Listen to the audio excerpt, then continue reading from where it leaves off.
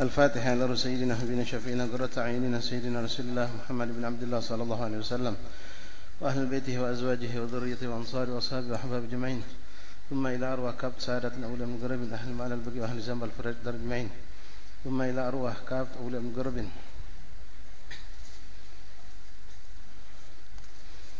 أهل هذا البلد أهل فليمن دار السلام كلهم أجمعين، خصوصا صاحب هذا الدار صاحب هذا الحارة الإمام العربي الحبيب عبد الرحمن محمد المنور وأبي وأمي ومشايخي مشايخي وأقراني وأصحابي وطلابي وتلامذتي كلهم أجمعين، ثم إلى أرواح كافة المعالي كتب النافعة مصنف كتب النافعة مشايخ الحضر والأذكار وأوراد والأحزاب المنظومة، خصوصا لقراءة كتبهم وأورادهم وأحزابهم ومنظوماتهم صلواتهم دعواتهم نجاة في مجلسنا هذا في معهدنا في مجالسنا، ثم إلى خصوصا صاحب القصيدة الإمام أبو بكر الأديم بن عبد الله رسول الأكبر الإمام قدر الرشاد وثيب حبيبنا عبد الله بن محمد الحداد وصاحب الكتاب فتح الإله الحبيب البركة الحبيب محمد بن حسين بن عبد الله الحبشي وأصولهم وفروعهم ومشايخهم وأقرانهم وطلابهم وتلامذتهم أجمعين، أن الله يتغشاهم برحمته ورسول الجنة، أن الله يعيد علينا من بركاتهم وأسرارهم وأنوارهم وعلومهم كرامات من نفات الدين الآخرة، ثم إلى السيد الحبيب حسان بن حسين مفتان والشيخ قدوس عبد القدوس بن حسان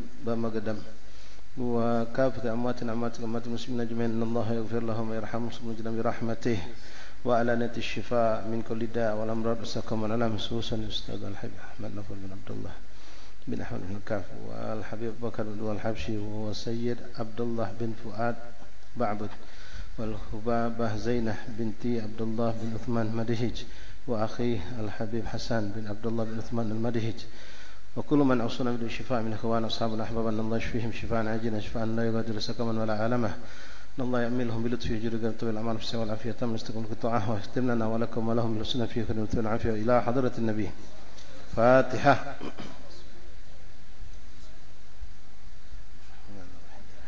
إياك نعبد وإياك نستعين اهدنا الصراط المستقيم صراط الذين أنعمت عليهم غير المغضوب عليهم ولا الضالين.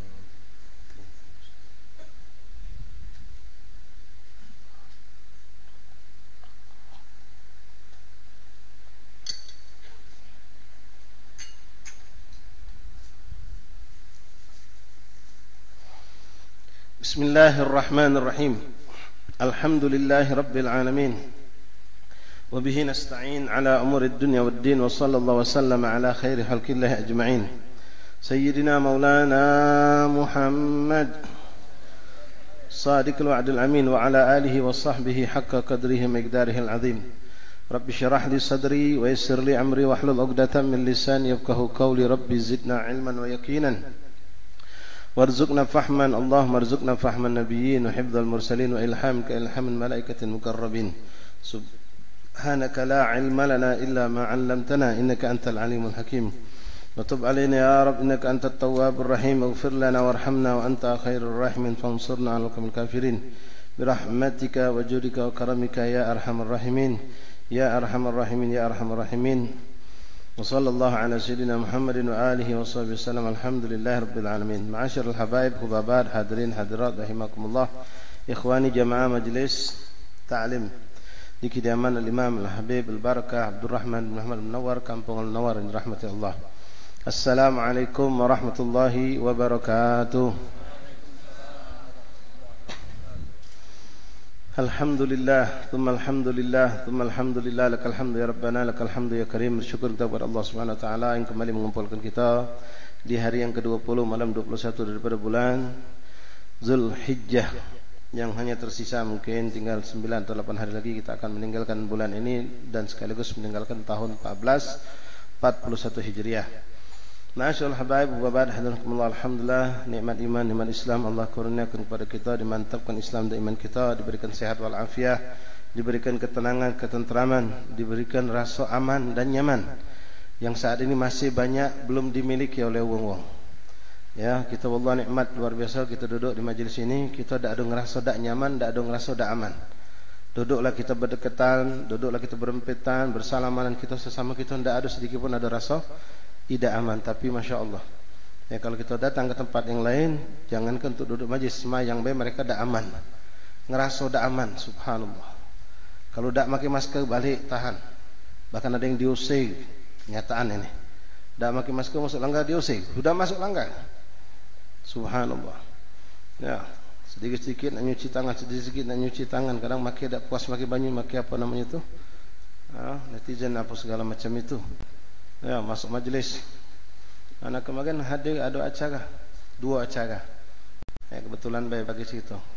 Duduk di satu majlis acara yang masih lingkungan majlis tempat akad nikah itu lingkungan yang masih sangat menerapkan COVID. Jadi masuk situ, kebetulan kita lupa ngawak lupa make, dikejar panitia. Ustaz, alafu masker. Timo, tengok masker kalau sampai subhanallah, ada kiai yang anak kenal benda itu, anak tak kecirin sama dia. Pas dia no kiai jangan alafu. Masker tadi tertutup. Tertutup masker tak saling cirin gitu. Masuk ruangan itu disebutkan oleh MC jangan lebih dari 10 wong. No, alang saraunya. Pakai masker terus sedikit-sedikit yang MC itu nyempot ke kaum sebelahnya. Alang kesaraunya itu. Tak nyaman, tidak aman. Untung makan boleh buka masker. Bangsa makan tak boleh buka masker. Habis dari situ anak pergi di rumah habaib di Long Sikam yang hadir jauh 4, 5, 7 kali lipat dari yang ada. Duduk bempet-empetan, duduk desak-desakan. Nyari yang pakai masker sarau. Ya. Tapi subhanallah semua ngasuh senang, aman, nyaman. Ini yang kita nikmati sekarang ini, sama lah ini juga. Ya, aman, nyaman. Coba tiap hari ditembak kening kita, sarau gitu. Ya, kita alhamdulillah dapat tembak segala macam. Bukan kita nyepelekan apa yang mereka. Sudahlah. Ya, sudah kita ngasuh aman, nyaman, jangan dicari-cari. Jangan dicari-cari. Kalau ngelokin berita nambangko, tak tahu kita angko dari mana itu. Yang sekarang alhamdulillah di Allah nikmat. Ya, solat kita berjamaah rapat. Ya, nak berapa Jumat, 2 Jumat lepaskan paksa. Jumatan khutbah, bukan karena tak kalah khutbah, bukan. Nanya dulu sama pengurus masjid, kami masih genggang Ustaz. Ya sudah, lajulah. Anak tak galak ninggal ke sunnah Rasul. Rasul nyuruh solat tu luruskan, rapatkan. Tak kata Nabi ngomong luruskan, jaga-jaga. Ya. Sekarang kita nak nyari yang rapat, alhamdulillah sekarang Jumatan di mana-mana banyak, solat di mana-mana banyak. Nah, ini nikmat Allah, ini kenikmatan. Yang antum rasakan, kita rasakan kebanyakan kita di majlis-majlis kita nih. Duduk salaman dengan habaib, dengan kiai, dengan orang tua gitu. Tak ada rasa ketakutan, tidak ada rasa kebingungan, tidak ada rasa resah. Tapi ada sebagian ikhwan kita akan ketakutan sangat. Ya, bangsa sikap bersin di tengah majlis ini bubak mungkin. Ya, alhamdulillah kita ngasa aman dan memang inilah yang hakikat yang sebenarnya keadaan yang ada. Ala kulli hal fadlullah nikmat azim ya, nikmat azim fadlullah subhanahu wa ta'ala. Ma'asyarul habaib hubabat hadirin hadirat rahimakumullah.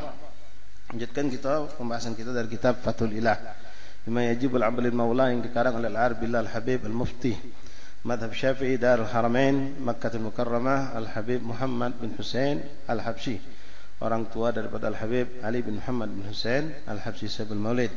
Masih kita dalam pembahasan yang cukup panjang dibahas oleh beliau mengenai sunnah-sunnah salat. Mengenai sunnah-sunnah salat. Jadi ada solat sunnah. Nah, ini pembahasan bukan tentang solat sunnah tapi sunnah solat. Mudah-mudahan apa yang kita dengar kemarin memang sudah bagian dari kebiasaan kita menjalankannya, dan yang akan kita dengar pun mudah-mudahan sudah juga menjadi kebiasaan kita untuk menjalankannya. Bagi yang belum, maka nunggu kapan lagi? Jalan ke sunnah Rasulullah yang disebutkan oleh beliau dalam kitab ini dan juga oleh ulama-ulama kita kebanyakan. Karena dengan satu sunnah ikhwan akan semakin cinta kita di pandangan Allah dan Rasul. Semakin sempurna sunnah, semakin kita lebih senang Rasulullah nyengok kita. Lebih gembira Rasulullah kalau kita menjalankan sunnah Rasulnya, sunnah Rasulullah. Dan itu menjadi syarat kedekatan kita, cintanya Allah kepada kita. Allah juga syarat ya, fattabi'uni, ikuti aku dulu, yuhibbukumullah, baru Allah bakal cinta sama kamu.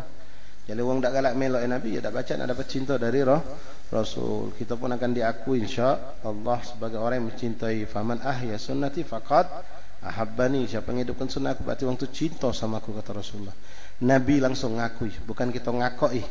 Ya, beda tipis antara ngakui dengan ngakoi. Kalau ngakoi itu tak kata tapi diakuinya. Tapi kalau Nabi ngaku kita fa ya nikmah minallah, ya nikmat. Tapi yang punya kitab, yang megang kitab silakan kita lanjut halaman 58. Hal ini yang terakhir, wa yusannu fis sujud, itu sebagian sudah kita baca, kita ulangi dikit ya, dari wa yusannu fis sujud wad'u rukbatayh. Bismillahirrahmanirrahim. Alhamdulillahirabbil alamin. Allahumma shalli wa sallim wa barik wa karim ala sayyidina Muhammadin wa ala ali sayyidina maulana Muhammad قال المؤلف رحمه الله تعالى ونفعنا في الدارين آمين. قال الحبيب محمد بن حسين الحبشي في كتاب فتح الإله ويسن في السجود وضع ركبتيه ثم يديه ثم جبهتيه ثم جبهته وعنفه معا مكشوفة. Kemudian disunnahkan untuk kita ketika sujud untuk hendaklah mendahulukan lutut yang nyampe ke tempat sujud, baru kedua tangan. Kemarin sudah kita jelaskan kalau seandainya tidak mampu karena posisi kondisi badan berat, besar atau ada sakit pinggang dan lain-lain, sehingga kita harus tangan dulu yang nyampak baru lutut, tidak jadi masalah. Cuma di sini disunnahkan mendahulukan lutut baru dua telapak tangan. Kemudian summa jabhatihi, lalu kening dan hidung. Kening sama hidung ini dibarengkan. Kening dan hidung dibarengkan dalam keadaan terbuka. Mujafatir rajul mirfaqaihi an janbaihi wa batnihi an fakhidaihi. Kemudian disunahkan untuk wong lanang ketika sujud dia renggangkan antara pahanya dengan perutnya. Jadi posisi itu bukan nekuk, bukan macam ini. Kita sujud itu agak menjolur badan itu, tapi jangan berlebihan macam wong yang sebelah sana tuh. Terlalu menjolonin sampai sejadah sikok setengah diambil oleh dia. Ya, jangan pula terlalu menjolor, jangan pula terlalu ngepit. Kalau orang salatnya terkepit macam ini, anggaplah sejadah itu kecil. Jadi dia ngepaskan kepalanya, dak galak sujud di lantai, dia nak sujud di sejadah itulah. Ya, hanya posisinya tertekuk macam ini sujudnya. Tidak apa-apa, sah, yang penting tujuan kau tadi nampak ke tempat sujud dengan baik sempurna. Tapi abdulnya agak dijorokkan. Ya, jadi badan kita antara paha dengan perut ini berjarak, tidak nempel. Beda dengan orang betina. Kalau orang betina disuruh ngerapat malah. Orang betina suruh ngerapatkan. Ya, tangannya kalau lanang disunahkan mekar, dijauhkan, arahkan ke kiblat. Jangan terlalu rapat, jangan dimekarkan, basobeh, arah kiblat. Kalau orang betina disuruh dekatkan ke muka. Jadi orang betina itu dalam solat dengan pakaian yang gelembor macam itu masih dituntut oleh syariat untuk jangan sampai kau tampakkan bentuk tubuhmu. Jangan sampai kau tampakkan bentuk tubuhmu dengan macam itu. Kalau dia sudah mekar ke macam kejingan bentuk tubuh, padahal makin mengkeno semua perempuan pakai solat itu alat mengkeno gato-gato gobior. Ya. Nah, mana dengan yang naudzubillah min dzalik pakai baju, bujinya pakai abaya tapi ngepres. Banyak, ya Allah. Ya, kalau kamu nak nyari tapi tidak boleh dicari, berdosa. Ya, duduk di depan jalan situ, depan Munawwar situ. Hitungan sejam mungkin banyak kita dapatkan belasan puluhan bahkan. Berjilbab dia rapi. Nah, lebih parah lagi naudzubillah min dzalik kalau kita dapatkan, dan ini ada juga. Jadi dia ini menjalankan, pengen menjalankan syariat tapi setengah-setengah. Bercadar dia. Tapi bajunya tetap abaya ngepres. Nah, ini bahaya. Kita tidak ngomong kalau macam cuma baik kau pakai cadar, tidak bercuma, pakai cadar ada tambahan pahala, menyelamatkan bebe kau, hidung kau yang cantik dari pandangan wong. Tapi body kau ngapa kau masih biarkan? Ya, jadi kepalangan sempurna kafah. Masuk Islam itu menjalankan syariat Islam dengan kafah. Pakailah pakaian memang tidak ada daya tarik. Sekali lagi ini untuk kesekian kalinya kami ingatkan kepada antum yang suami dan kamu yang betina. Ya, jangan tertipu dengan model-model yang sekarang abaya-abaya dengan pernak-pernik. Ya, dengan jilbab juga pernak-pernik dengan segala macam gitu. Kamu disuruh berabaya dengan pakaian warna hitam biar tidak ada daya tarik wong nyingok kamu. Kalau sudah dihiasi model macam itu, jadi wong bertanya, wong jadi demen nyingoknya. Dan menyingok, jadi kita ada suatu daya tarik. Sedangkan tujuan kita nutup aurat biar orang tidak melihat kita. Maaf, tapi kami pakai abaya, pakai cadar. Ya, keindahan betina ini subhanallah. Ya, cadar kamu gato-gato yang di Indonesia ini bukan cadar nutup gai galau. Mato masih terbuka. Nah, dari mato itu kadang-kadang sudah ada fitnahnya. Yang model mato lentik. Ya, jangan nak pakai apa dia, shopping apa dia. Ya, tidak usahlah. Apalagi nak ngobat ciptaan Allah, haram. Ya, tidak usah nambah kecantikan. Cukuplah cantik untuk suami kamu. Untuk yang lain tidak usah. Nah, makanya itu pula. Nah, mato sudah bisa menjadi daya tarik untuk suatu fitnah, apalagi ditambah yang lain tadi. Jadi ini sekadar standar ya. Salat disuruh seperti itu. Nah, apalagi kalau di luar salat nak dijagonian. La ilaha illallah Muhammadur Rasulullah. Mirfaqaihi wa mujafati rajul mirfaqaihi an janbihi wa bi batnihi an fakhidhihi, dan perut dengan pahanya. Wa bi mujafati wa bi yujafi fi rukuk, begitu juga ketika rukuk. Ya, ketika rukuk kalau betina dikepit, kalau lanang renggang. Ya, sikut kita ni tidak ada ngepit di pinggir tapi kita angkat. Kemudian kalau betina di sini dijelaskan ngerapatkan. Wa tadamur mar'a ba'daha ila ba'd, dan betina disuruh ngerapatkan ya, ngerapatkan. Baik itu ketika sujud ataupun ketika ruku. Untuk umat ini disuruh ngerapatkan, dikepit, ya, dikepit. La ilaha illallah Muhammadur Rasulullah SAW. Wa yaqulu, dan ucapkan ketika kita sujud, subhana rabbiyal a'la wa bihamdih. Subhana rabbiyal a'la bihamdih. Dalam riwayat subhana rabbiyal a'la. Ya, tanpa benar. Dalam riwayat ini ada tambah wa bihamdih. Thalathan afdal, baca 3 kali itu lebih afdal. Kalau mau tambahkan lagi boleh, kalau kebetulan kita salat sunnah terutama. Atau memang kita sebagai imam yang mana makmum yang memang tunduk sama kita, nurut sama kita, murid kita, keluarga kita, pacak diajak komprom, anak-anak manjang ke sujud. Mereka melok baik nurut, tapi kalau di tempat umum jangan. Di tempat umum uang itu bermacam-macam hajat, bermacam-macam kebutuhan. Jangan kita panjangkan melebihi apa yang sudah diatur sebagaimana dianjurkan Rasulullah SAW. 3 kali cukup. Subhana rabbiyal a'la wa bihamdih, subhana rabbiyal a'la wa bihamdih, subhana rabbiyal a'la wa bihamdih. Selesai kenian bacaan itu baru ngangkat kepala, Allahu akbar. Ya, jangan subhana rabbiyal a'la wa bihamdih, subhana rabbiyal a'la wa bihamdih, subhana rabbiyal a'la wa bihamdih.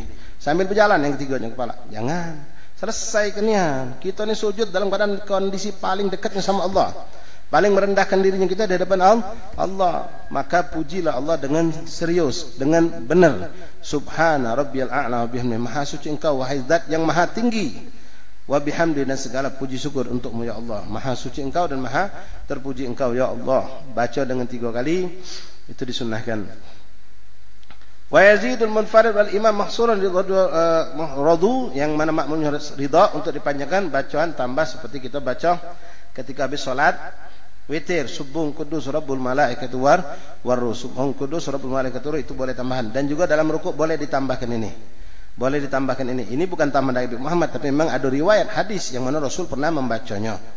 Kemudian Allahumma laka sajadtu bika amantu alaika tawakkaltu ila akhir, seperti kita ketika sujud tilawah itu juga disunnahkan. Kemarin ketika rukuk bukan Allahumma laka sajadtu, tapi Allahumma laka raka'tu.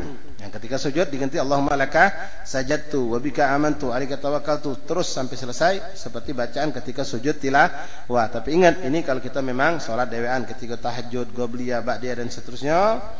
Kemudian kalaupun kita jadi imam boleh memanjangkan kalau memang makmum ini apa kita ridho dengan apa yang kita lakukan. Manjang mereka senang, kita singkat mereka juga senang. Tapi kalau tidak bisa dibaca seperti itu, maka yang biasa-biasa baik. Wa sawwarahu wa syaqqa sam'ahu wa basarahu bihawli wa quwwati tabarakallahu ahsanul khaliqin wa ijtihad al-munfarid fi du'a fi sujud. Kemudian lihat ini ya. Tolong, ini untuk kesekian kalinya kami sampaikan kepada imam-imam salat. Habib Muhammad menegaskan ini, wajtihad, dan bersungguh-sungguh, artinya boleh kau banyakkan, kau panjangkan untuk berdoa. Kepada siapa? Al-munfarid, wong yang salat sendirian. Bukan ketika kita jadi makmum atau ketika kita jadi imam. Ini banyak kadang-kadang kita dapatkan. Pertama, maaf, imam sujud terakhir dipanjangkannya lama. Ya. Dalilnya apa? Hadis Nabi pakainya. Sujud ini tempat paling abdul kita dekat sama Allah untuk meminta. Iya, kalau kau salat dewean, belakang ada yang sakit perut, ada yang migrain, ada yang lagi sakit mentak gigi kepalanya. Pas macam ini berdenyut, darah tarik ke sini kalau. Ya, akhirnya ngangkat kepala duluan hamba Allah. Ada yang model macam itu. Ada yang memanjangkan, sampai ada sebagian jamaah ini kejadian seberang kami sana. Sampai ada makmum nengok siapa imam. Oh, siapa sudah kaget bela kita. Benar. Ini bukan fuduli ya, bukan saking mereka tu tak demen sama imam tadi, sampai mereka tunggukan pas imam terakhir, sujud terakhir itu mereka baca sabbihis. Ini kau baca sabbihis coba. Baca Allahu Akbar. Bismillahirrahmanirrahim. Sabbihis ma rabbikal a'la alladzi khalaqa fasaw. Selesai sabbihis imam belum angkat kepala. Ya berlebih ini. Ya, berlebih tak boleh. Kalau memang manjakan, memang sunnah Rasul nyuruh kita perbanyak sujud, di ketika sujud banyak-banyak doa ketika kita sujud tahajud, dewean di malam hari. Itu boleh. Atau kita sudah ada restu dari makmum. Lah mungkin model di masjid di tempat umum ganti-ganti makmum, tak kado yang rombongan semalam setuju kalau rombongan pagi berbeda wong. Jadi jangan biasa. Nak sujud lama silakan di dalam salat sunnah. Makna beliau mengatakan wajtihad munfarid, dan hendaklah bersungguh-sungguh memperbanyak doa. Bagi siapa munfarid orang salat dewean, bukan berarti beliau mengajarkan menyuruh kita salat dewean, bukan. Ya, yang maksud beliau ini salat sunnah. Semua ulama menyuruh kita salat berjamaah, bahkan Muhammad bin Husain termasuk orang yang sangat keras dalam urusan solat berjamaah ini. Ya, beliau memegang teguh apa yang diungkapkan oleh salafun salihun mengenai solat berjamaah itu. Seandainya kata beliau di kitab ini sebutkan, ya ada orang ngalaskan ngapain tidak kelanggar, anak ngewangi hakim sembahyang di rumah. Ya, banyak kan yang judulnya macam itu, anak ngewangi hakim, ngewangi umi. Solat uji kita ini gawe kita baik, langgar kosong, tidak baik gawe kita. Jadi Ustaz, kita talak ke bini solat dewan di rumah, kita solat di masjid dilanggar. Jawabannya iya, tapi ada tapi. Kalau ente mampu, jawabnya pertama iya. Tapi kalau ente mampu, lakukan 2 kali solat. Solat dulu di masjid, kemudian balik ke rumah niat i'adatus shalah atau niat qadha kalau memang kita ngerasa diri kita ada meninggalkan solat atau solat kita dulu tanpa ilmu barangkali. Atau solat dulu di rumah macam di lingkungan kita orang ini. Kalau subuh tu panjang nak qomat tu 20 menit kadang-kadang. Siaplah dari sebelum subuh. Bangun laki bini nih, begitu azan selesai solat sunnah. Habis solat sunnah qomat suruh bini kita solat. Kalau memang katanya cinta bini, pengen nak masuk surga bareng, ingat bini dah lupa sama bini. Ya, pengen masuk surga bareng bini, ibadah bareng, tapi kalau masuk surga ingat bini dah lupa sama bini. Tak noleh lagi. Ya. Nah, Masya Allah habaib hadirin, kalau model macam itu memang nak ngenjuk pahala biar bini kita dapat pahala banyak. Bagus, solat kita bangun sebelum subuh. Begitu adzan, solat sunnah.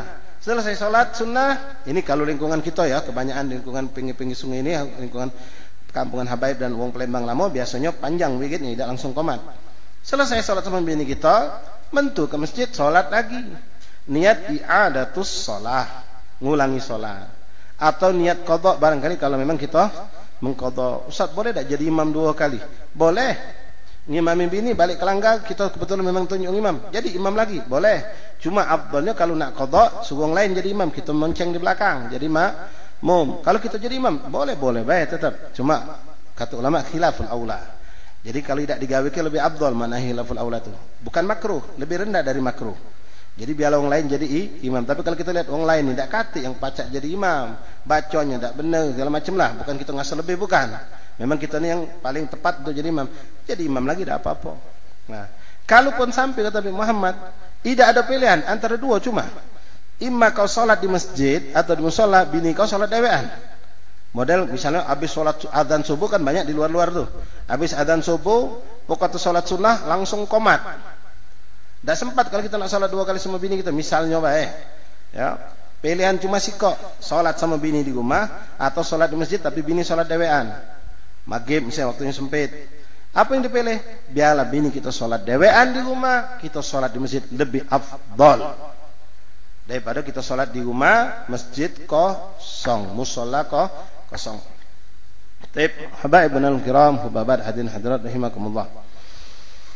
Lalu setelah itu baca doa dari wajtihad al-munfarid fi doa fi sujud wa tafriqu bainal qadamain wa rukbatain wa fakhidain. Kemudian disunnahkan mazhab kita Syafi'i ini. Ya. Beliau mengatakan hendaklah direnggangkan kaki kamu ketika sujud. Renggang. Kebanyakan kita kan macam itu. Ya, kebanyakan kita kalau salat ngerenggang. Tapi ada orang kita lihat kalau sujud tek dirapatkannya. Ya. Ada yang tumit sama tumit ketemu genya. Memang ada sunnahnya itu. Ada riwayatnya, tapi Imam Syafi'i telah memilih yang menurut beliau ini yang terbaik. Menurut Imam Syafi'i yang terbaik adalah merenggangkan kaki. Jadi bukan dirapatkan, direnggangkan. Nah, cuma sekali lagi anda sampaikan, yang merapatkan itu ada hadisnya juga. Jadi jangan kita nyalakan. Kamu pun nak makin ngerapatkan, silahkan. Kalau memang kita ngerasa lebih nikmat misalnya. Tapi subhanallah, memang ngerenggangkan itu lebih, kita rasa lebih nikmat sujud itu ketika kaki direnggangkan.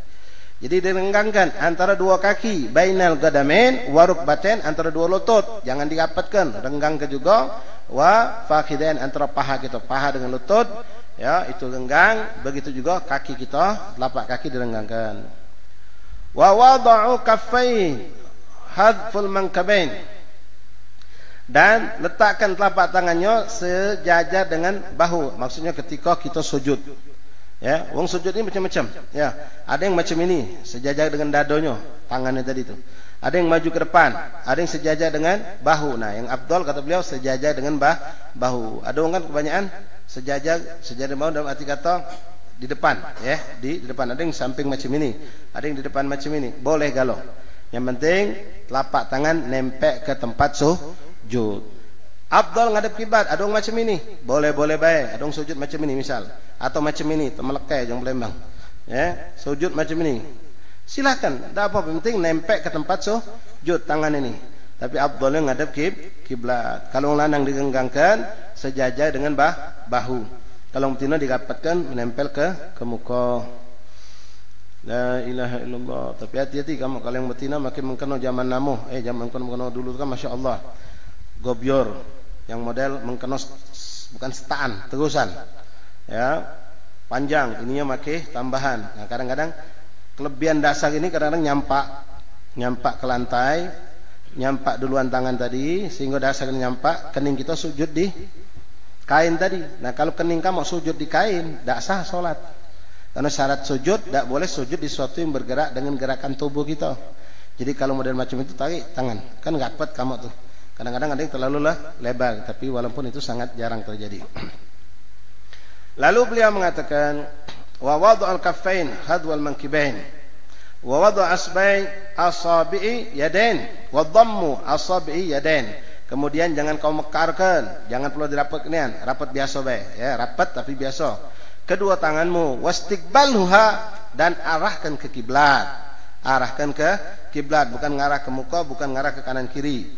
Wansyurha lil kiblah. Jangan digenggam, sujud jangan genggam, jangan dimengkungkan, telapak ini bentangkan. Wansyurha itu dibentangkan ke arah kiblat.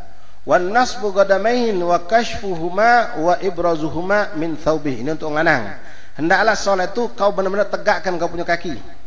Kaki tegakkan, tekan. Jadi perut jari-jari ini wajib hukumnya. Perut jari-jari nempel ke tempat sujud. Jangan negak macam ini baik. Apalagi macam ini sebagian ulama ada mengatakan tidak sah sujudnya kalau tertekuk macam ini. Minimal kepala jari-jari, abdolnya perut jari-jari nempel ke tempat sujud kita. Nah, usahakan kata beliau tegak posisi kaki itu dan terbuka. Terbuka artinya sunnah untuk lanang. Kalau betina wajib tutup ya. Artinya kalau orang sholat pakai kaos kaki atau orang sholat tadi kebetulan dia pakai gamis-gamisnya panjang sampai nutupi kaki, sah-sah baik sholatnya. Pakai kaos kaki atau pakai hub sepatu yang memang ada syaratnya untuk dipakai boleh untuk sholat tuh kita pakai boleh, cuma abdolnya dibuka, terbuka kita punya kaki. Kalau betina wajib nutup dalam mazhab Syafi'i. Wa ibrazuhuma min thawbih wa tawjihu asabi'ihima lil qiblah. Kembali lagi beliau tekankan lagi, ya. Perut jari-jari nempelkan macam ini dan diarahkan ke kiblat. Jari-jari kaki pun arahnya ke kiblat. Makanya tidak mungkin ngadep kiblat kecuali kalau kita tekan. Kalau macam ini ngarah ke mana? Ke bumi. Maka ditekankan begini ke arah kiblat perut jari-jari itu. La ilaha illallah Muhammadur Rasulullah sallallahu alaihi wasallam. Wa tawjihu asabi'ihima lil qiblah wa'timad ala butunihima, dan kau tekankan kata beliau, kau tekankan kepada perut jari-jarimu. Wa yusannu fil julus baina sajdatain al-iftirash. Kemudian masuk bab berikutnya, disunahkan duduk antara dua sujud model mak mano. Duduk antara sujud hukumnya wajib. Duduk antara dua sujud hukumnya wajib. Kemarin sudah kita bahas ketika pembahasan rukun, hendaklah kita tadi sujud sempurna lalu angkat badan kita Allahu Akbar, tegak ke kita punya badan. Tegak ke kita punya badan. Nah, masalah duduknya dibahas di sini. Afdalnya untuk duduk antara dua sujud itu duduknya iftirash. Apa iftirash? Ya duduk yang seperti kita lakukan. Jadikan telapak kaki kiri kita sebagai bantalan duduk buat pantat kita. Kaki kanan ditegakkan. Itu iftirash. Kalau duduk tahiyat akhir namanya tawarruk. Tawarruk itu duduk tahiyat akhir. Nah, untuk duduk antara dua sujud disunahkan iftirash. Nah, kemarin sudah kita bahas dalam rukun salat. Duduk di sini pokoknya suatu keadaan yang disebut duduk itu sudah cukup. Yang disebut duduk. Macam wong ada uzur, duduk pangsilo, boleh. Ya, sujud, habis sujud duduk pangsilo, sujud lagi dia. Cuma memang sulit. Ya, berat untuk gerak. Nah, ada wong yang duduk tapi duduknya di atas tumit. Dua kaki diangkatnya, pantatnya duduk di tumit, wika. Kan ada yang model macam itu. Wong biasa yang macam itu kalau duduk sholat di tempat yang sempit atau sholat di lapangan, mungkin di lantai itu ada batu-batu yang kalau dia letakkan kakinya sakit mungkin. Boleh kita duduk macam itu. Duduk antara dua sujud sambil Duduk tadi itu setengah ngenjit. Jadi kaki kita ditegak ke dua jari. Dua telapak kaki ditegakkan. Lalu kita duduk di atas tumit kita. Boleh, yang penting ingat, badan tidak boleh condong ke depan. Badan harus tegak. Kadang-kadang posisi seperti itu membuat badan orang agak condong ke depan. Kalau condong belum duduk namanya. Belum sah. Jadi harus tegak.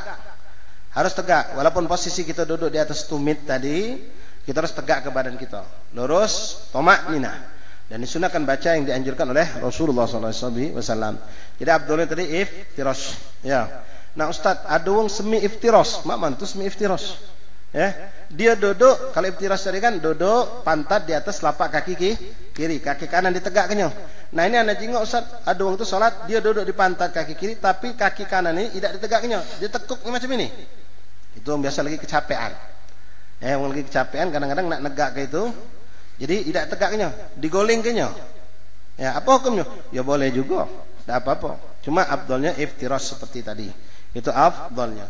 Ini pun juga ya sunnah dalam arti kata ketika ada hajat, kaki lagi sakit dan seterusnya, boleh kita duduk dengan apa yang nyaman buat kita. Yang penting yang kita lakukan termasuk kategori duduk. Ya duduk. Masyaallah ahbab rahimakumullah.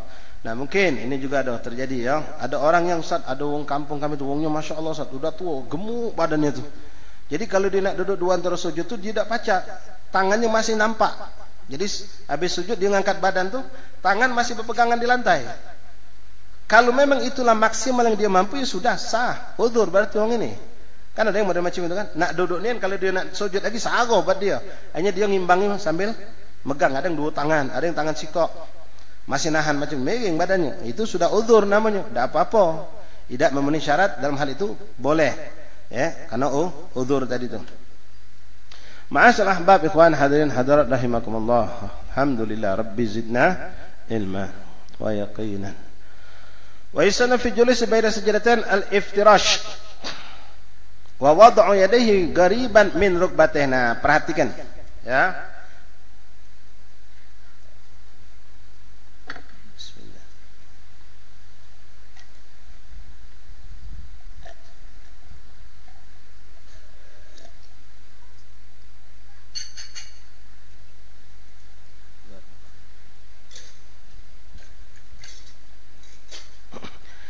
Ini sunnah banyak kita lalaikan, yaitu bagaimana meletakkan posisi tangan ketika kita sedang duduk antara dua sujud. Begitupun kalau kita sedang tahiyat. Macam-macam mau nangok tangan nih, ya macam-macam. Ada yang megang paha, ada yang megang lutut, ada yang di pucuk paha, ada yang megang paha agak berbelok ke kiri dikit, macam-macam. Ya. Nah, hukum meletakkan tangan di atas paha itu sunnah. Seandainya kita juga ada orang salat habis sujud duduk antara sujud tangannya dilonjornya sah, tapi afdal sunnahnya meletakkan di atas paha. Nah sunnah ini bagaimana sempurnanya dijelaskan oleh beliau. Beliau mengatakan wa wada'u yadihi qariban min rukbatai. Jadi bukan megang lutut lanang tino samo, tapi qariban dekat dengan lutut. Artinya ujung jari-jari ini pas kena di ujung lutut, pangkal lutut, bukan megang lutut. Nah kita banyak kadang megang lutut. Anda tak paham, anda dengar dari belum anda dapat di kitab, tapi subhanallah, ya, Hadarim itu paling keras masalah ini.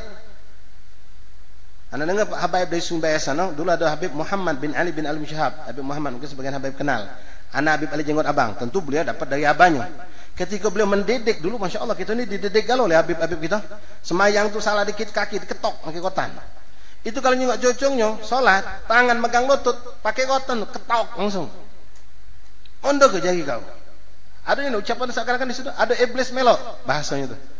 Jadi sampai macam itu, tidak boleh megang lutut. Padahal sebenarnya ya tidak membatalkan sholat. Cuma mungkin ada efek yang buruk sampai beliau keras dalam masalah ini. Jadi tidak boleh megang lutut, bukan haram, bukan membatalkan. Abdulnya di pucuk paha. Pucuk paha bukan perlu jauh mundurnya, ya. Tapi di sini beliau katakan wa wad'a yadihi qariban min rukbatayhi, dekat dengan lutut. Jadi pucuk paha. Bukan perlu megang paha samping macam ini. Ya dong megang paha samping.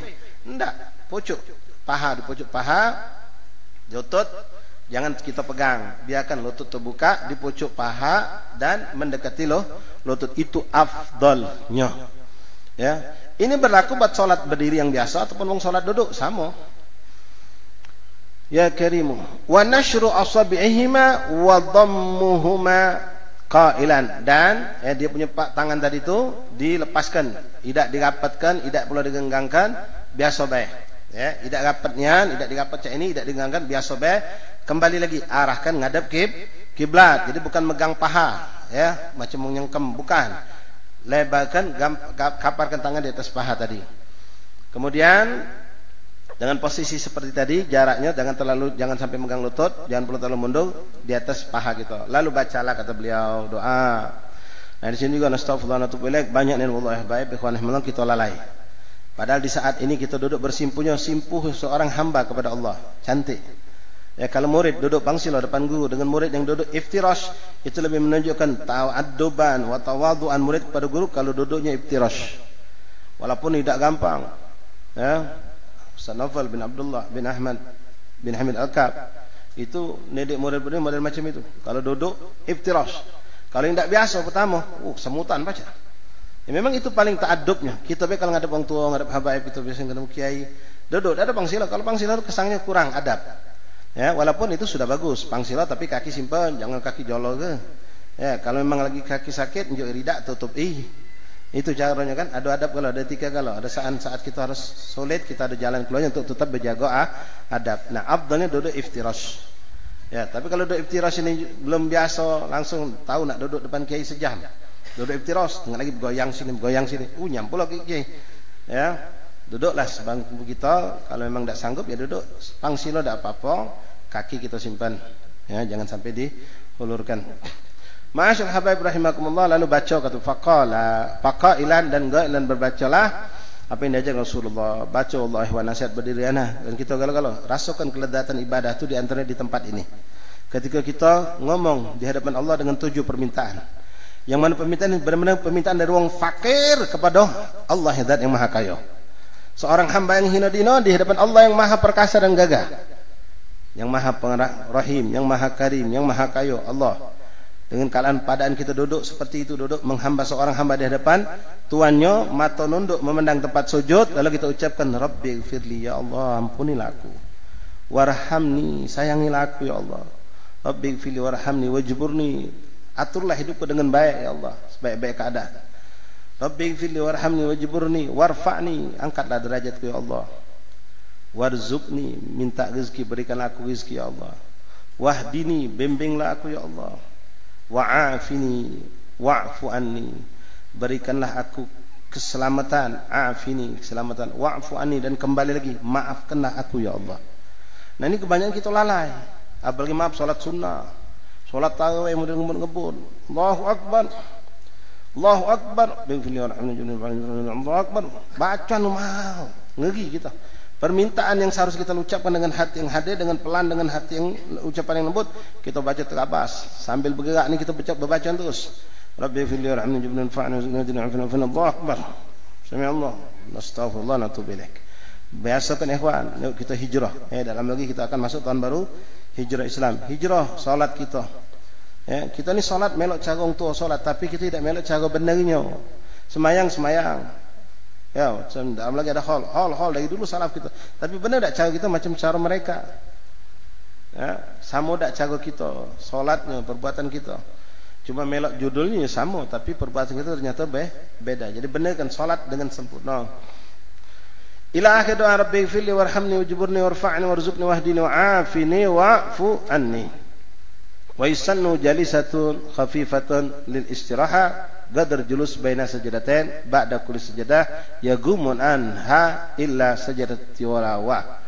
Kemudian disunahkan untuk ada istilah lagi duduk, namanya duduk istirahat. Duduk istirahat ini berlaku antara rakaat pertama dengan rakaat kedua, antara rakaat ketiga dengan rakaat keempat. Jadi setelah sujud lalu Allahu Akbar, duduk antara dua sujud, ini rakaat pertama ya. Lalu sujud lagi Allahu Akbar, pas nak tegak jangan Allahu Akbar langsung tegak. Jangan, bukan berarti larangan membatalkan, tidak, tapi ada di situ sunnah Rasul. Apa? Duduk dulusnya, duduk istirahat namanya. Setelah sujud kedua Allah, duduk Akbar, atau boleh Allahu Akbar duduk dengan bahu tegak. Silakan ucapan lafaz Allahu Akbar itu kalau memang kita Allahu Akbar bahu tegak boleh. Kalau abdulnya Allahu Akbar baru tegak, itu lebih abdul. Duduk istirahat, perhatikan ini ada, terutama kalau kamu melakoni solat tasbih, itu ada bacaan di duduk istirahat dalam satu kaifiyah. Solat tasbih ada dua kaifiyah. Salah satu kaifiyah menyuruh baca 10 kali di dalam duduk istirahat. Nah, duduk istirahat ini hanya ada di rakaat pertama menuju rakaat kedua dan rakaat ketiga menuju rakaat keempat. Artinya kalau solat itu maghrib cuma sekali ada duduk istirahat. Nah, tolong perhatikan habaib ikhwan rahimakumullah, terutama yang baru mengenal sujud tilawah. Kita semangat, alhamdulillah, fadlillah, sembahyang subuh semangat kita. Apalagi lebih semangat kalau Jumat subuh, tahan, masya Allah. Ada orang kampung A, karena di kampung dia tidak pakai sujud tilawah, tahan subuh pindah ke kampung B demi dapatkan sujud tilawah, cantik. Tapi pelajari juga caranya. Nah, banyak orang salahan, walaupun salahan ini kalau tidak sengaja tidak fatal, tidak membatalkan.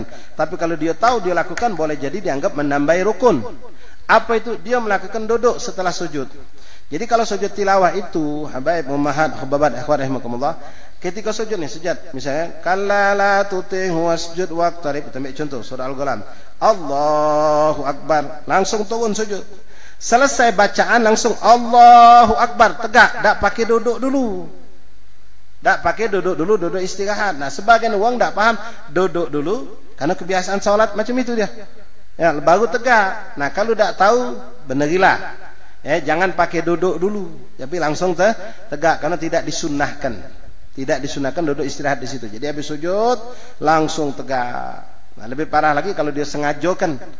Tahu tak boleh. Ya boleh jadi itu dianggap suatu pelanggaran dalam salat, dianggap menambahi rukun. Karena sujud tilawah tidak ada pakai duduk. Setelah sujud langsung tegak, Allahu Akbar, berdiri. Ma'asyarul hubabat, hadirin hadirat, habaib rahimakumullah, hafizakumullah, faqakumullah. Wal i'timad biyadihi 'alal ard indal qiyam, dan disunahkan juga. Ya, ini untuk menyemangati salat. Ketika kita nak tegak ke atas, ada tegak langsung surut macam itu. Tapi disunahkan kita tolak badan kita. Jadi tangannya tempel ke tempat sujud dan ditolak seakan-akan badan itu untuk tegak itu. Nah, ini menghilangkan rasa malas dalam salat. Ustaz, mak mana tangannya ngenggam? Ada kan bentuk ngenggam. Apa terbuka? Ada riwayat dua-duanya. Tapi yang dilakukan oleh madhab Syafi'i dan kebanyakan ulama kita, mereka tangan tetap terbuka. Jadi pas kita sudah selesai nih tahiyat misalnya, atau di setiap rakaat ini boleh jadi. Terjadi di setiap rakaat, baik tahiyat awal, setelah duduk istirahat tadi, atau setelah tahiyat awal, pas kita nak tegak disunahkan letakkan lagi tangan kita di tempat duduk tadi, tempat sujud, di lantai tempat sujud, lalu tolak badan kita ini diuntal ke pucuk, seakan-akan macam itu. Nah, itu memang sunnah untuk menghilangkan rasa malas, untuk menyemangati kita ketika nyambung rakaat berikutnya gagah. Nah, itu disunahkan juga kata beliau. Adapun ada yang sifat yang genggam, itu boleh juga, silakan. Pas dia nak nolak dirinya angkat ke badan itu, digenggamnya tangannya, cak ngocot bumi, silakan. Tapi kalau kita disunahkan pakai telapak tangan terbuka. Ma'asyarul habaib hubat rahimakumullah, wa yusannu tasyahud akhir tawarruk, dan disunahkan untuk duduk tasyahud akhir dengan cara tawarruk. Tawarruk yaitu tadi pantat ngepau di lantai, kaki kiri ditegakkan, kaki kanan nyelip bawah kaki kanan ditegakkan, kaki kiri nyelip di bawah kaki kanan, di bawah betis kaki kanan. Ya seperti duduk tahiyat akhir. Itu disunahkan untuk duduk tahiyat akhir. Tapi kalau kita mengalami kesulitan, misal terlalu rapat, terlalu sempit, ya duduk lagi iftiros, tidak apa-apa. Duduk pecah tahiyat awal boleh. Atau kebetulan keadaan kita di samping kita ada orang tua, yang mana kalau kita gencet, atau budak kecil kalau kita gencet, baca dah jadi terjerit dia. Ya, makanya apa yang kita lakukan? Sudah baliklah duduk seperti duduk iftiros. Nah, tapi ada satu kondisi yang memang kita disunahkan. Ketika tahiyat akhir disunahkan duduknya iftiros. Kapan itu? Dijelaskan oleh beliau di sini. Illa man kana alaihi sujud sahwi masbuqan fayaftarishu wa yadha'u yadahu al-yusra ala fakhidhihi al-yusra ila fi jurus tasyahud. Nah, kecuali uji beliau untuk uang yang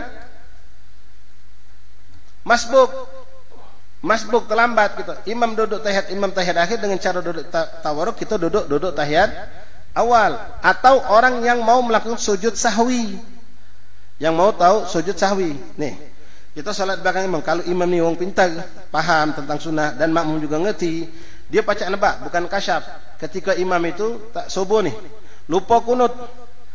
Ini lupa kunut, melok dah kita. Ya melok, jadi cak lupa juga. Imam lupa kunut, melok sujud, ya melok sujud. Jangan teriak takuan subhanallah subhanallah. Ya, yang kau dia pintar, lah imam tadi kurang pintar pula. Pas sudah sujud sempurna, teriak imam subhanallah. Ya, ingat dia semalam baru pembahasan masalah Wahabi. Nah, kayak kata kau Wahabi aku jadi. Tegak dia langsung Allahu Akbar karena berkat teriakan subhanallah. Allahumma hdina, amin semasjid. Ya. Habis mayang uji mangci sebelah, untung aku teriak subhanallah. Bukan untung gagak kau kelebu kalau. Apa yang terjadi? Ya batal solat. Imam lah sujud sempurna. Lain kali imam baru nyampak ke lutut belum sujud sempurna, tegak lagi. Cuma kacau juga makmum sudah banyak turun. Tak tergambarkan kalau itu kejadian. Jadi sudah sujud-sujudlah. Nah, sekarang kita pacak tahu ini imam sujud sahwi apa tidak. Kalau imam sujud sahwi, melok sujud sahwi. Kalau tidak, ya tidak usah. Dari mana kita bakal tahu? Jingok duduk dia tahiyat akhir mana? Nah, kalau imam ini memang orang menjalankan ilmu, tahu hukum ini, sunnah tapi bukan wajib ya. Kita jingok, oh imam ini duduknya tahiyat akhir tapi duduk tahiyat awal. Maka kita baca nampak, oh ini imam bakal sujud sahwi. Kita melak juga duduk seperti itu. Nah, kenapa hikmahnya yang paling gampang kita cerna? Karena kalau sudah duduk tawarruk nak sujud 2 kali itu berat, sago. Nah, ngangkat badan, apalagi model badan debik. Ya, badan-badan besar itu. Nak duduk tawaruk sudah sampai nahan pakai tangan macam ini. Tahu imam sujud sahwi. Alang kesago mangcik kita tuh. Jadi duduknya tahiyat awal kalau kita mau sujud sahwi untuk meringankan. Jadi lebih lentur, lebih gampang sujud itu. Duduk lagi, sujud lagi baru pas nak salam duduk ngepol. Jadi sepanjang tahiyat akhir duduk iftiras tahiyat awal. Pas sudah selesai sujud, duduk sujud. Nah, sujud terakhir, habis sujud terakhir duduknya baru tawarruk untuk mengucap salam. Duduk ngepal. Assalamualaikum warahmatullahi wabarakatuh. Wallahu alam. Sampai di sini dulu habaib rahimakumullah. Ada sedikit himbauan yang ingin kami sampaikan kepada kita ya, insyaallah waktu 5-10 menit. Insyaallah di depan kita ada 2 momen yang besar. Ya, momen yang besar secara keagamaan dan juga secara kebangsaan. Ya, yang jangan sampai kita lalai. Yang pertama insyaallah ini tanggal 10 ya, artinya tepat nanti Senin depan itu tanggal 17 Agustus. 17 Agustus wallah nikmat azim ya, berkat ulama, berkat pejuang, berkat solehin, berkat para santri yang berjuang dulu tak terhitung 300 tahun mereka berjuang. Ya. Kita wajib syukuri, mensyukurinya ya bukan cuma kita ngadakan upacara. Ini ada wong sombong, ada wong dak melok upacara dianggap oh dak cinta NKRI kan ini. Kaget dulu. Cinta NKRI bukan dengan upacara, berapa banyak upacara sampai berkali-kali upacara tapi dia korupsi, dia menyusahkan rakyat, dia berbuat zalim segala macam. Apa dengan itu? Tidak. Ya upacara silahkan, boleh-boleh baik upacara. Ya menunjukkan kita inilah sistem di negeri kita dan di semua negeri kalau sudah nyambut hari kemerdekaan upacara. Nah, sekarang bukan upacara yang kami bahas. Ya, masalah lomba-lomba yang bakal diadakan ke ya, kamu mungkin ada di sini maaf RT RW atau dekat sama RT RW, tolong saling ingat. Silahkan 17 Agustus Masya Allah sambut dengan meriah, sambut dengan sukacita, sambut dengan kegembiraan, tapi jangan dikotori dengan kemaksiatan ya, atau kelalaian karena kebodohan. Maaf, selama ini banyak maksiat yang kita jadikan tontonan, jadikan acara ketika 17-an ini. Apa di antaranya? Yang paling banyak di mana-mana manjat pinang. Manjat pinang itu maksiat apa, Bib? Ya bukan manjat pinangnya maksiat, tapi kejadian manjat pinang itu banyak maksiat. Apa di antaranya? Yang manjat celana pendek. Tino nonton. Oh, tino tak boleh. Ya tak boleh, haram. Ya haram. Mau lanang boleh, sama. Nak lanang betina muka paha itu haram, nonton paha terbuka haram. Nah, lebih banyak lagi kejadian ninggal ke solat. Yang manjat pinang ninggal ke solat, yang nonton melok juga ninggal ke solat. Mulai dari jam 2 bubar pada maghrib. Atau ngadokan dari sebelum zuhur sampai lewat asar. Nah, panitia ini tanggung jawab dunia akhirat. Kadang-kadang subhanallah yang manjat pinang nih pinter-pinter buyan. Mak mano ketika dia tadi do acara mulai dari sebelum zuhur bubar jam 2 ada orang ngetikkan, oi semayang, oi mak mano semayang. Minyak apa? Minyak gemuk kah lo? Minyak oli kah lo badan kami? No, ngerti hamba Allah ni. Ngapo kalau mandi tak sah jadi. Ya bersih ke wajib dak kata uzur di situ. Allah tak bakal nanya kau ngapa tak manjat pinang di dunia dulu. Tak bakal. Tapi ngapa kau tak sholat gara-gara manjat pinang. Nah, hati-hati. Ya, hitung waktunya. Kalau bakal sampai naudzubillah min dzalik, ya kalau panitia ngadakan dari jam 10, bubar jam 1, selesai tak selesai, hadiah bagi ke semua peserta. Silahkan. Bukan terus sampai asal. Ya, sampai asal. Nah, lebih parah lagi naudzubillah min dzalik. Alhamdulillah, tak tahu Palembang ni lingkungan kita belum tentu jengok. Di luar lado, manjat tinang betino. Nah, ini sudah gila-gila ngelolo. Naudzubillah min dzalik. Kemudian lomba-lomba juga hati-hati, jangan sampai ada unsur judinya, ya, unsur perjudian. Yang jelas tadi apapun bentuk lomba jangan sampai melalaikan sholat. Jangan ada juga unsur perjudiannya, ya, haram. Kalau ada sponsor yang memodali segala kegiatan lomba tadi, dan lomba dilakukan tidak melanggar syariat, tidak ada buka aurat, ya, tidak ada tipu muslihat, mendolimi wong, tidak sampai meninggalkan sholat, ada sponsornya, silakan. Tapi kalau urunan sifatnya, ada 10 kelompok, masing-masing mayar 100.000. Masing-masing mayar 100.000. Pemenang pertama dapat 300.000, pemenang kedua dapat 200.000. Yang tak menang, gigit jari, nggak bola balik. Apa? Judi. Tapi kalau ada muhalil, siapa muhalil? Ada panitia nambahi lagi 200.000. Hukum bisa jadi halal. Dan harus dipelajari. Ya, kalau tanpa muhalil tak boleh. Harus ada yang nambahi wong yang tidak melok berlomba masuk di situ. Sehingga pahala apa yang upah atau hadiah tadi itu dipakai bukan cuma 500 dari peserta, tapi ada juga tambahan yang besar daripada yang ngadukan. Itu boleh. Ini perlu dipelajari. Kemudian, ya, ibu-ibu zaman dulu masih, sekarang insyaallah ada lagi, ya. Zaman jahiliyah ibu-ibu main poli. Nak poli pantai, nak poli darat, dak usah. Ya. Kecuali kalau ibu-ibu main poli tadi itu, yang nonton betino kalau nian, ya barangkali itu juga dak usah ngelolo. Apa jadi kalau ngangkat bola nyampak songkong. Nah, yang jelas kalau yang ditonton kebanyakan ini ibu main poli, bapak nonton poli lain. La haula wala quwata illa billah. Dosa jelas, bukan macam maaf yang naik sepeda sekarang nih. Banyak nih maksiatnya. Betino kata-kata makin standar ngepes. Pas turun dari sepeda ngangkat sepannya. Afan, tahu mana ngomong apa adanya? Kamu anggap terserah. Nyetak depan belakang. Haram itu. Mana main sepeda haram? Bukan main sepedanya haram tuh. Ya, apalagi yang berdandannya, braisnya. Nah, pakaian itu jelas-jelas itu ngepres. Mugola berjilbab dia tadi itu. Haram itu. Tidak boleh. Ya.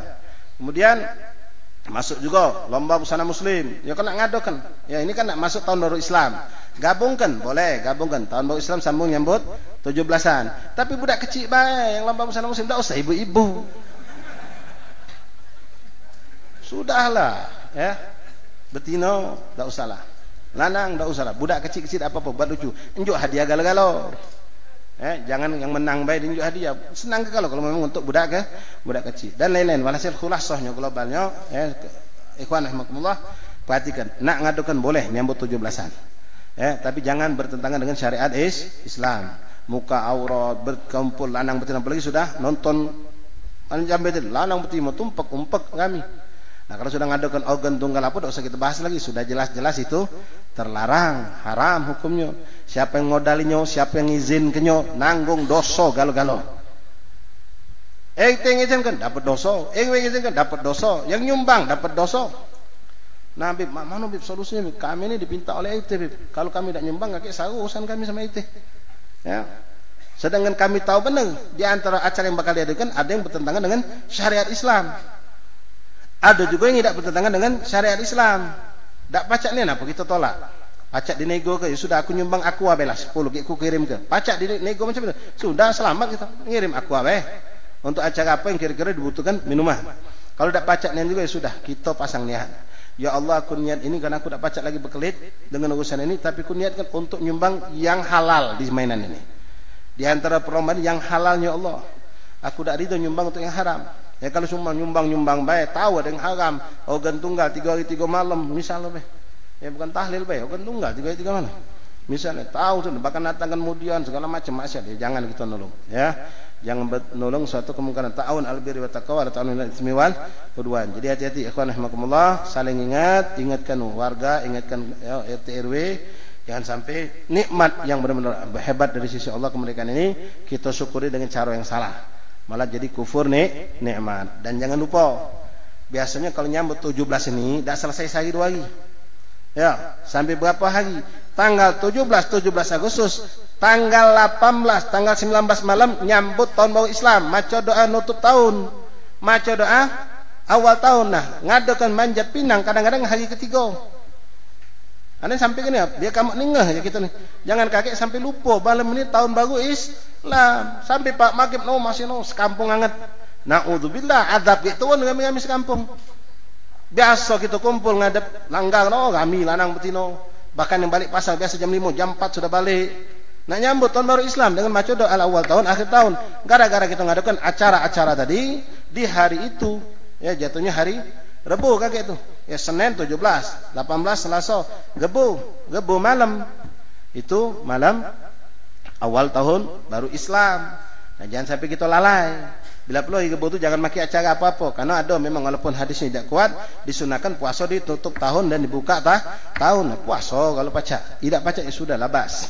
Ya, tapi jangan kita lalaikan. Jadi sambut. Ya, jangan sampai kita lalai. Ini anak ingatkan, mudah-mudahan kita bisa saling ingat. Wallahu a'lam bishawab. Itu biasa yang bisa kami sampaikan.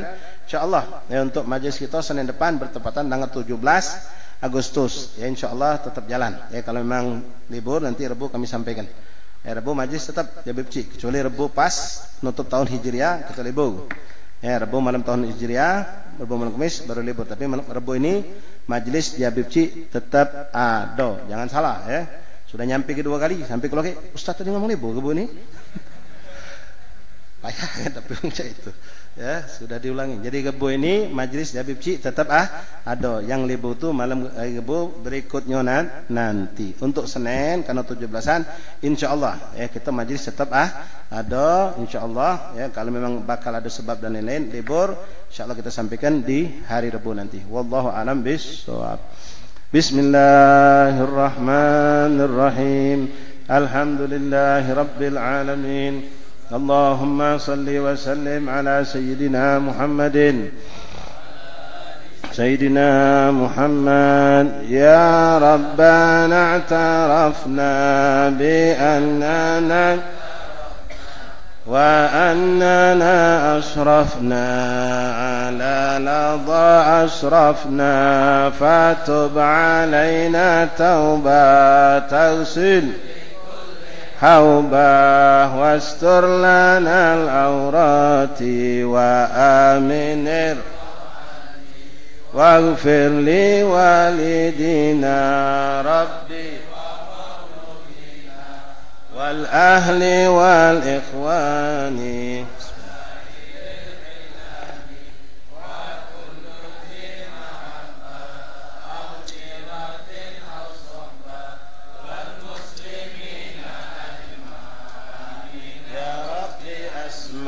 فضلا وجودا منا لا بك